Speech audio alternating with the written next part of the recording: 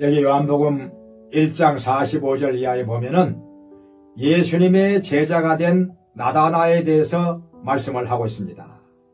예수님의 제자가 된 사람들이 성경에 여러 사람 나오고 있는데 유난히 나다나엘이 제자가 된 과정에 대해서 아주 상세하게 말씀을 하고 있습니다. 왜 이렇게 하셨을까요? 이것은 나다나엘이 예수님의 제자가 된 과정이 우리에게 시사하는 바가 있기 때문입니다. 무엇인가를 우리들에게 지금 말씀하고 있는 것입니다. 어떻게 해서 제자가 되었는가 하니 먼저 빌립이 예수님을 믿고 그의 제자가 되어서 따르게 되었습니다.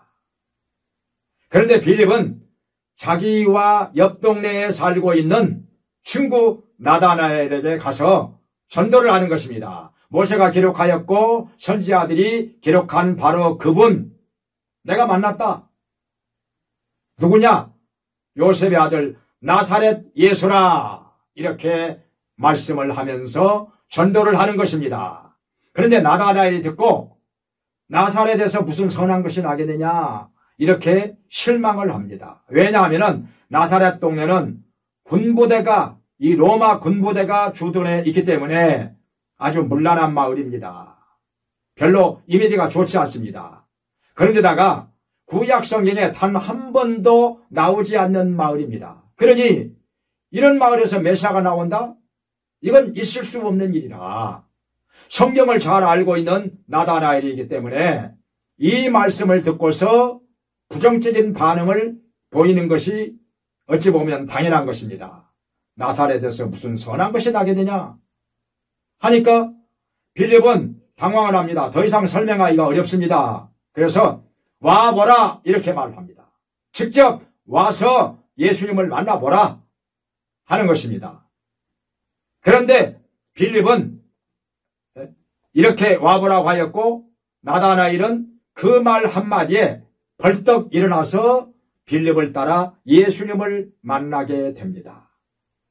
예수님께서 자기를 찾아온 나다나엘을 보시자마자 참 이스라엘 사람이로다 그 속에 간사한 것이 없도다 이렇게 말씀을 하시니까 나다나엘이 마음에 감동을 받습니다. 어떻게 하시고 이것이 그냥 단지 듣기 좋으라고 하는 말씀은 아닙니다. 비를 맞추기 위해서 하시는 말씀 아닙니다. 진실이었습니다. 사실이었습니다. 이것을 안 나다나엘은 주님 저를 어떻게 아십니까? 하니까 빌립이 너를 부르기 전에 네가 무화과 나무 아래 있을 때 너를 보았느니라 말씀을 하시는 것입니다. 더 놀랐습니다. 어떻게 이렇게 하실까? 아무도 모르는 은밀한 장소에 있었는데 거기서 무엇을 하고 있었는지는 모르겠지만은 예수님께서는 무화과 나무 아래 있을 때 너를 보았다는 것입니다. 아신다 하는 것이 아니라 보았다는 거예요. 그렇다면 무화과 나무 아래 있으면서 무엇을 하고 있었는지도 다 아신다는 거 아니겠습니까? 그러니 놀라지 않을 수가 없는 것입니다. 깜짝 놀라서 이런 보통 사람이 아니라 메시아가 아니고서는 도저히 이럴 수가 없는 것인데 그는 무릎을 꿇고 엎드려서 고백을 합니다. 주님, 제가 보니 하나님의 아들이요 이스라엘의 임금이로소이다. 이렇게 고백을 하면서 그의 제자가 된 것입니다. 이 나다나엘이 나중에 보면은 예수님 10 제자 중에 빌립 다음에 나오는 바돌로메인 것입니다.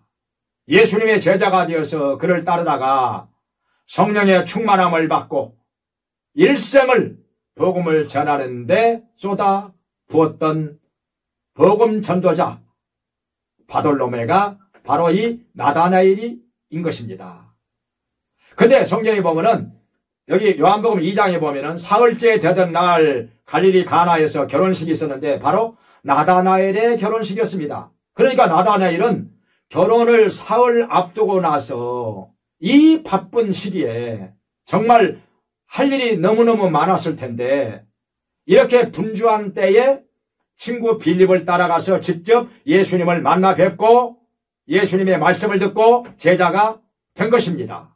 와보라 한마디에 그러니 얼마나 간절히 사모하고 마음바탕이 좋은 사람이겠습니까? 결혼을 사흘 앞두고도 예수님을 찾아가서 만나 뵙고 제자가 된 사람, 이 사람이 바로 나다나엘인 것입니다.